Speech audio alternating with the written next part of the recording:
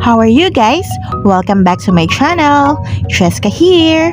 Let's whip up some tasty bites, one delicious recipe at a time. Today, we're cooking a flavorful Filipino classic, Labanos Bopis.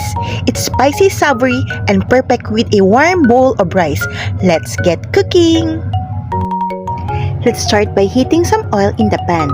Once it's hot, saute garlic and onion until it's fragrant and golden. Next, add the ground pork ear. Then, season it with fish sauce and a dash of pepper. Mix again to coat everything with flavor. Now, let's pour in some water. Add pork cubes. Cover the pan and let it simmer until meat is nice and tender. Add the carrots, red bell pepper, and labanos. Stir everything together to combine all the flavors.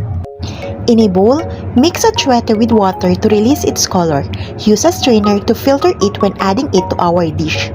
Then let it simmer again. Add the red chili and salt. Then mix it well. Next, add the vinegar and let it simmer until the vinegar is cooked off. Give it a final mix and it's ready to serve. And there you have it, our delicious Labanos Bopis. Easy, right?